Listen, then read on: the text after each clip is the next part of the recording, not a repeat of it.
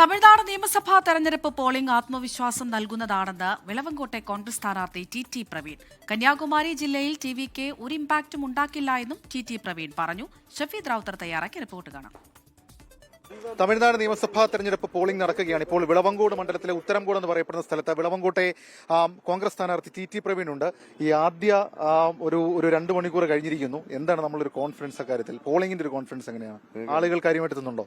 വളരെയധികം നല്ല പോളിംഗ് ആണ് ഞാൻ മനസ്സിലാക്കിയെടുത്തോളാം. ഞാൻ ഇപ്പൊ തന്നെ ഏകദേശം ഒരു 10-70 ബൂത്തുകളോളം ഞാൻ സന്ദർശിച്ചു. എല്ലായിടവും നല്ല തിരക്കാണ്. നല്ല രീതിയിൽ പോളിംഗ് നടക്കുന്നു. നല്ല രീതിയിലുള്ള ഒരു വിജയം ഉണ്ടാവും. കഴിഞ്ഞ തവണ ഈ ഒരു സമയം നോക്കുമ്പോൾ വലിയ പോളിംഗ് നടന്നത് കോൺഗ്രസിന് അനുകൂലമായി മാറിയ ഒരു സാഹചര്യമാണ് കഴിഞ്ഞ തവണ ഉണ്ടായത്. ഇത്തവണ അത് ആവർത്തിക്കും. ഇല്ല, പാവപ്പെട്ട ജനങ്ങൾ കോൺഗ്രസ് വരണമെന്ന് ആഗ്രഹിക്കുന്നു.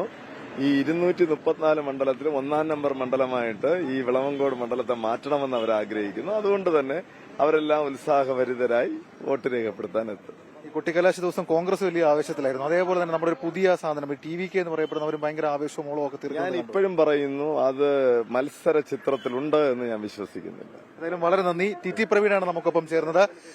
ഈ വിളവങ്കോട് അടക്കമുള്ള സ്ഥലങ്ങളിൽ അല്ലെങ്കിൽ ഈ കന്യാകുമാരി ജില്ലയിലെ 6 നിയമസഭാ മണ്ഡലങ്ങളിൽ തെരഞ്ഞെടുപ്പ് നടക്കുകയാണ്. അവിടെയൊക്കെ ഈ ആദ്യ മണിക്കൂറുകൾ കഴിയുമ്പോൾ കാര്യമായ പോളിംഗ് രേഖപ്പെടുത്തുകയും ചെയ്യുന്നുണ്ട്. ക്യാമറമാൻ ജിനോസ് രാജിനൊപ്പം ഷഫീദ് റാവുത്തർ, 24 കന്യാകുമാരി.